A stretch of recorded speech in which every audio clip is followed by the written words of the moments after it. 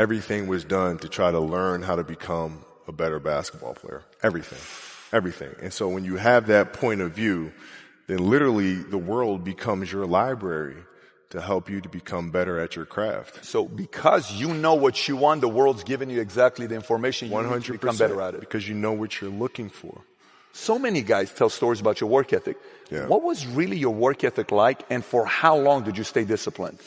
Well, I mean, every day. I mean, since, for 20 years. I mean, it was an everyday process and trying to figure out strengths and weaknesses. For example, jumping ability. Man, my vertical was a 40, it wasn't a 46 or a 45. My hands are big, but they're not massive, right? So you got to figure out ways to strengthen them so your hands are strong enough to be able to palm a ball and do the things that you need to do. Quickness, I was quick, but not insanely quick. I was fast, but not ridiculously fast, right? So I had to rely on skill a lot more. I had to rely on angles a lot more. I had to study the game a lot more. And, but I enjoyed it though. So like from the time I can remember when I started watching the game, I studied the game and it just never changed. It's a good separation for me, emotionally, to be able to put myself in a place where at practice or when I'm training or during games, I switch my mind to something else. I switch my mode into something else, right? For me, it's the equivalent of Maximus Decimus Meridius in Gladiator picking up the dirt, smelling the dirt. It's go time, right? So that was my mental switch. It was like an actor getting ready for a film. You got to put yourself in that cage. When you're in that cage, you are that character. And then when you leave there, it's something completely different. But when I'm in that cage, bro, don't touch me. Don't talk to me. Just leave me alone. How did you get mentally and emotionally so strong where it doesn't bother you? Well, you got to look at the reality of the situation. Like for me, it's not, you kind of got to get over yourself. Like, it's not about you, man. Like, okay, you feel embarrassed. You're not that important. Like, get over yourself. That's where you go. Get over yourself, right? Like you're worried about how people may perceive you and like you're walking around and it's embarrassing because you shot 5 air balls.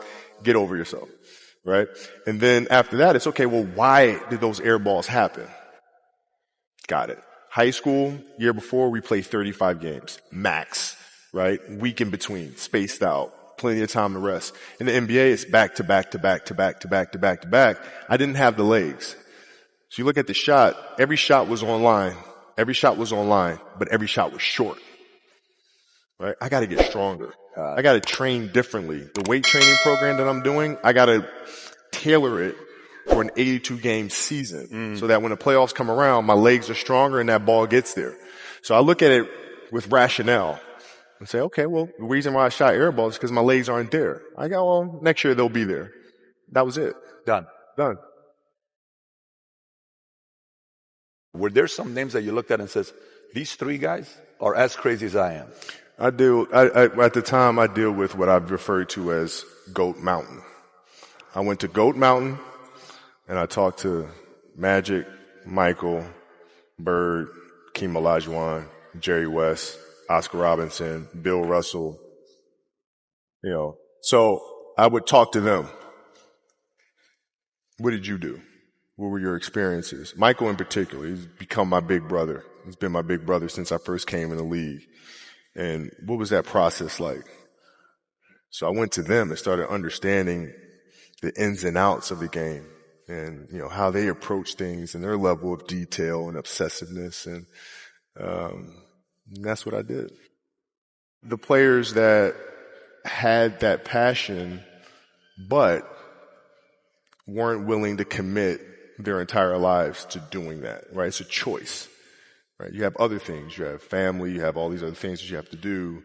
The game can't really be your number one priority. And so I was looking at that like, man, this is going to be fun. If I'm buddies with you from high school, if I'm a cousin of yours, what happened to our relationship? How did that gravitate when you went into the league and you're determined to become the greatest, or you're determined to become one of the greatest? What happens to our relationship? Oh, it suffers.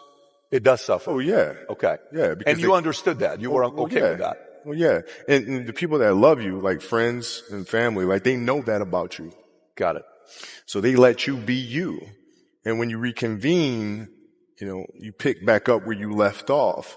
But make no mistake about it, everything in between is lost, right? So those long-term relationships, the commitment of time of, taking vacation. Like I see a lot of players take vacations with other players that are close friends. And or just take vacations just to take vacations, or just hang out just to hang out. Like I never did that. But it was a Why not choice. go? Why didn't you do that? Well, because when I retire, I didn't want to have to say, I wish I would have done more. I don't want that. I don't want that. You got a lot of people paying their hard-earned money to come watch you perform. Perform. It's your job to be in shape. It's your job to be strong enough to perform at that level every single night. And as a competitor, I'm not ducking shit. Like it's not, oh my God, my back hurts, I'm sore, we gotta play Vince Carter and Toronto Raptors tonight. We actually had this happen. We had a game against Toronto in 2000, and Vince was tearing the league up. My back was jacked. But like the perception of that, like what? Kobe's missing the game against Toronto and Vince Carter because my back was really spasming. But people will be like, what? Oh, he's ducking Vince. Excuse me? No, I don't think so. So I would be in a layup line like, okay, there's a lot of days where, you can rest and recover. Today ain't one of them. Your back can bother you any other day. That shit ain't bothering me today. Wow. He gonna have to see me today. Yeah. Oh man. Yeah.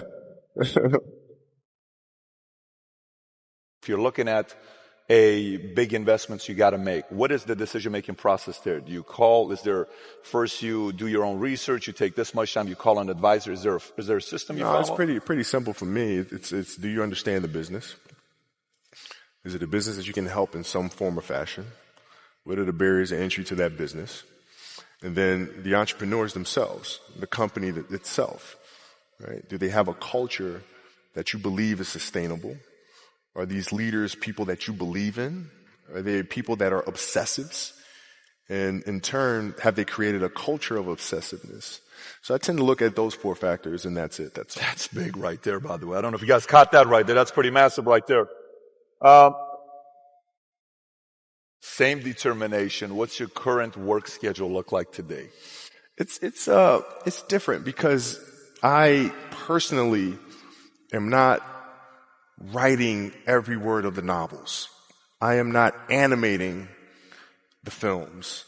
What I have to do now is make sure that the people that we bring in, these obsessives that we bring in, are challenging themselves to do the best job that they think they can do.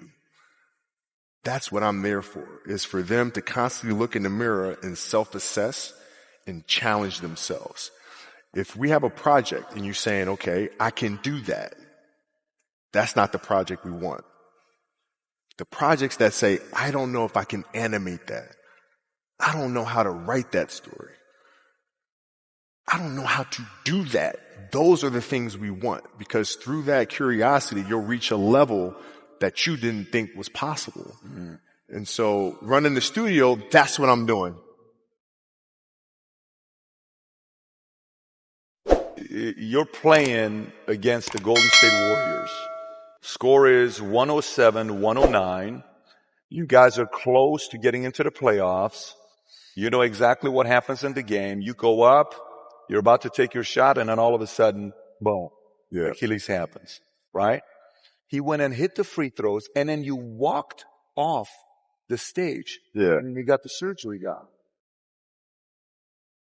When I went in the trainer's room, my kids are in there, and, they're looking at you and stuff, and I'm looking at them, and I'm like, it's all right. Dad's going to be all right. Mm-hmm. It'll be fine. It'll be all right. It'll be all right. It'll be all right. As a parent, you got to set the example. You got to set the example. This is another obstacle. This obstacle cannot define me. It's not going to cripple me. It's not going to be responsible for me stepping away for the game that I love. I'm going to step away on my own terms. And that's when the decision was made that, you know what? I'm doing it.